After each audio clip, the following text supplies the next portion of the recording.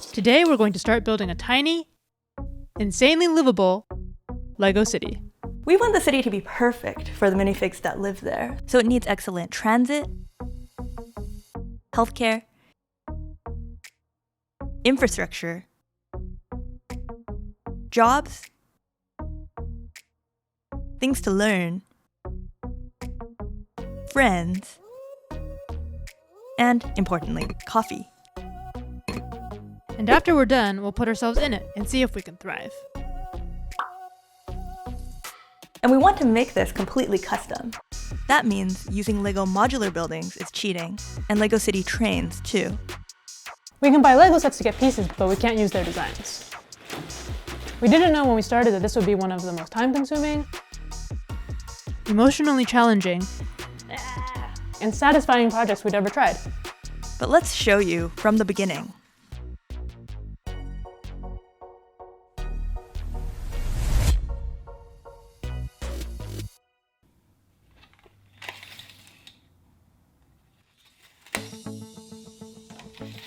Let's get an idea of exactly what we're getting ourselves into. Okay, so we have 104 by 30 by 28 inches of pure empty space. But before we lay down any brick, we want to draw out a plan for the city so that we can get parts and build module by module and not get overwhelmed. So this is our plan. We have a mix of full-size modulars, mini modulars, public spaces, and some stuff just for fun like trains and mechanisms and vehicles. We're planning to build full exteriors and interiors for all of our buildings, so each one of these is going to be a modular-sized project. But first, we need some infrastructure.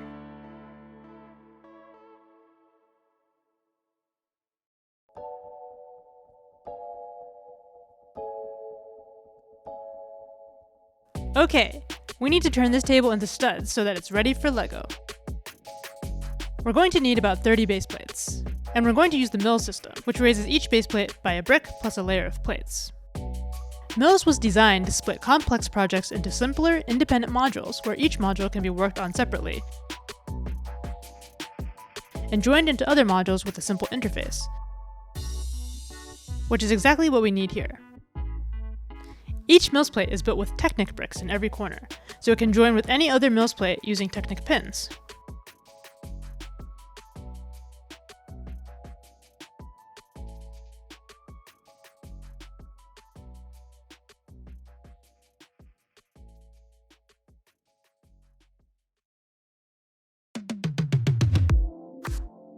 We're going to need a lot of bricks.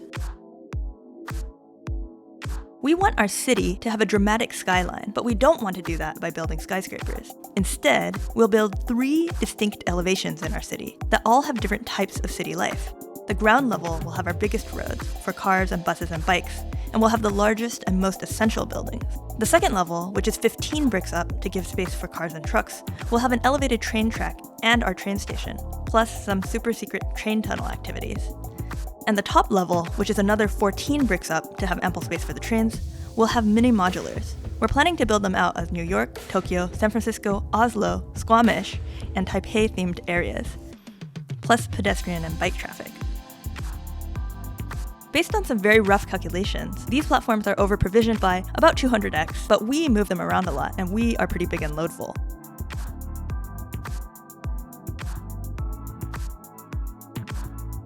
And we're going to build a huge gray stone retaining wall here. It's 31 bricks high.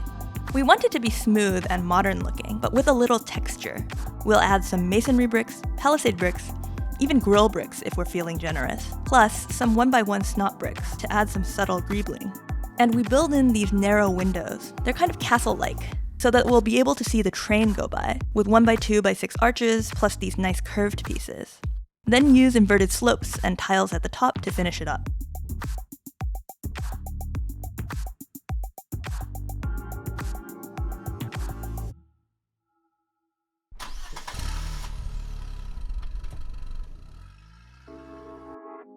But the most important thing our city needs now is some roads. Our city is very long, so we have 3 ways of getting across town: our main asphalt road, a train track, and a pedestrian and bike path. There are also 4 transverse roads between these long paths: one asphalt road that cuts across the first floor, a big stairway to get across town and across levels, a big elevator to do the same, and another small set of stairs and small elevator to get between the ground floor, the train station, and the 3rd floor. We decided to use road plates instead of brick building our roads because road plates are smooth, very affordable, and are conveniently 16 studs wide. So they're compact enough that we can customize them as much as we need by brick building around them, instead of having to brick build the entire road. With brick-built roads, you can add a lot of details and custom lane markers. But the way the brick-built road looks is kind of too high fidelity, too close to the real world, you know what I mean? It kind of detracts from the playfulness and Lego-ness of the vehicles and buildings around it. And we can make the road plates look sleek and nice by building them into Mills plates. What's nice about Mills is that our standard Mills plate starts 1 brick and 1 plate up from the base plate, which means we can recess our road by as much as 2 plates. This means that our sidewalk will be at an aesthetically pleasing height above the road, and still match the height of the sidewalks that abut our buildings. Because our space is limited, we're making our road Mills plates 22 studs wide, so that we have a sidewalk of 3 studs on each side. To build storm drains, we leave a gap in the plates and add these 2 grill tiles. And for the crosswalks, we use these curved slopes to add a small ramp for anyone with wheels to have a smoother time. And we add a speed bump just before the crosswalk. Add a fire hydrant to help the firefighters. And we end up with something that looks pretty clean. We've decided that the cars in our city are going to be 6 studs wide, which is large enough to have some detail, but compact enough to fit neatly in these 8 stud wide lanes. Okay, time for the roads to go in.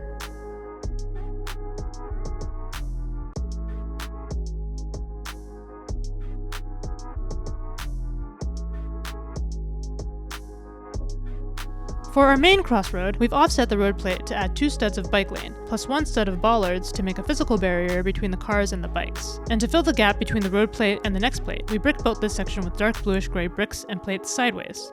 And on this last sliver of road, which is where the tunnel will live, we brick built the road but with studs side up, so it has 2 layers of plates and 1 layer of dark bluish gray tiles.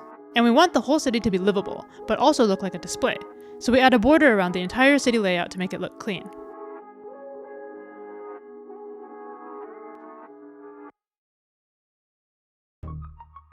We looked into a lot of different ways of building the central tunnel, but we settled on a pretty simple design because it looked better than more complex ones. We got the idea for the lion bricks from Lion Bricks.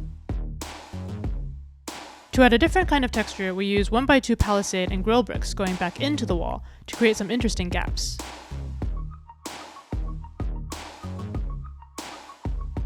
We're also using 2 layers of inverted slopes, so the wall is thicker at the top than it is at the bottom.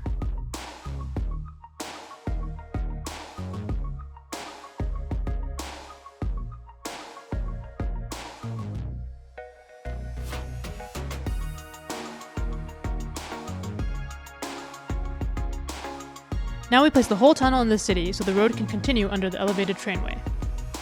Canonically, this road goes to the next city. We don't know what's there.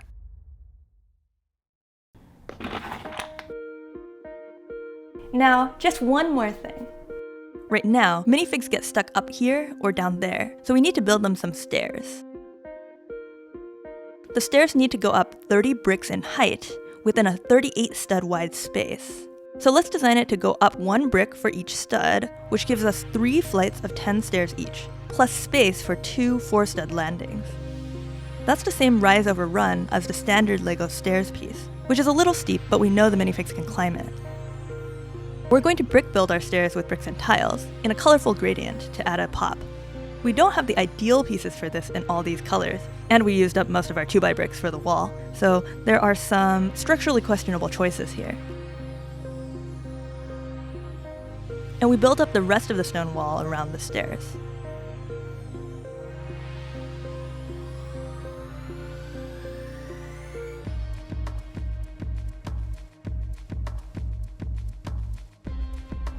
And now the minifigs are free to move between the floors. They can bring bikes upstairs. They can bring skateboards downstairs. And if they can't use stairs, we're building an elevator on the other side. But we'll show you that in a separate video.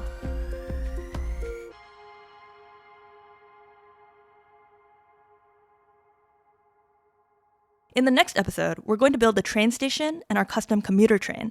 Thanks for watching, and see you next time!